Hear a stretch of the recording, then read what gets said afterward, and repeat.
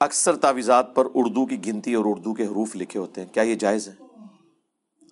ویسے آپ نے لوڈو کھیلنے کے لیے یہ لکھنے ہیں تو جائز ہے، باقی اس کا تعویذ بنانا یہ تو کوئی جائز نہیں ہے۔ ہاں دیکھیں قرآن میں آیا ہے، قرآن میں شفا ہے، سورہ بنی اسرائیل میں۔ کیا اس کا مطلب یہ ہے کہ قرآن جو ہے وہ ایک تھیلی میں لٹکا کے تو گلے میں لٹکا لیا جائے؟ اس سے بھی آسان طریقے سے سمجھا دیتا ہوں۔ سورۃ النحل میں آیا کہ شہد میں شفا ہے، اس کا مطلب کیا ہے؟ شہد چاٹنے میں، یہی مطلب ہے نا۔ اس کا آج تک کسی بیوقوف نے بھی یہ مطلب لیا ہے کہ شہد جو ہے نا چھوٹی سی ڈبیا میں ڈال کے نا ایک تعویذ بنا لو۔ تو شہد سے شفا لینے کا طریقہ اسے چاٹنا ہے، قرآن سے شفا لینے کا طریقہ اس کی تعلیمات پر عمل کرنا ہے۔ روحانی بیماریوں کی شفا ہوگی، شرک سے آپ کی جان چھوٹے گی، اور جسمانی بیماریوں کی شفا، جنات کے حملے سے بچنا، جادو سے بچنا، اس کے لیے آپ نے وہ وظائف کرنے ہیں جو اللہ کے محبوب صلی اللہ علیہ وآلہ وسلم نے تعلیم فرمایا ہے۔ یہ ہم نے اورنج کارڈ، اس کا پہلے بلو کارڈ لکھا تھا، وہ لمبا ہے، اس میں 5 اذکار ہم نے لکھے ہوئے ہیں۔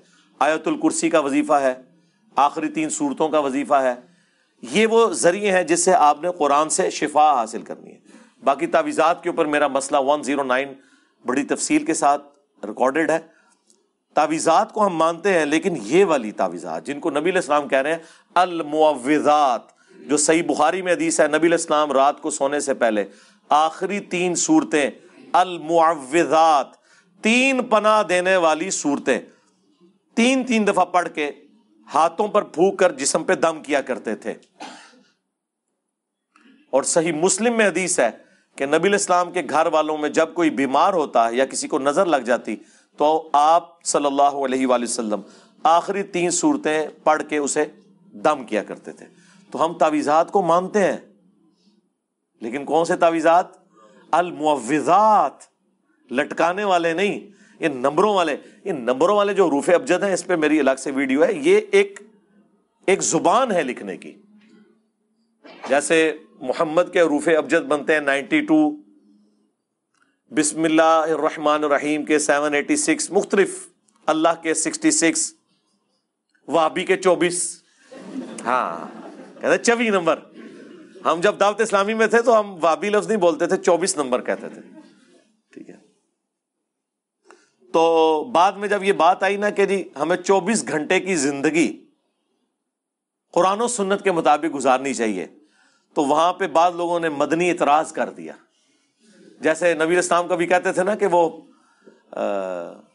یہودی 10 محرم کا روزہ رکھتے ہیں، تو صحابہ نے کہا کہ یہ تو یہودیوں کی ایک قسم کی مماثلت ہو جائے گی، تو نبی نے فرمایا صلی اللہ علیہ وآلہ وسلم آپ 9 کا بھی ساتھ رکھ لو۔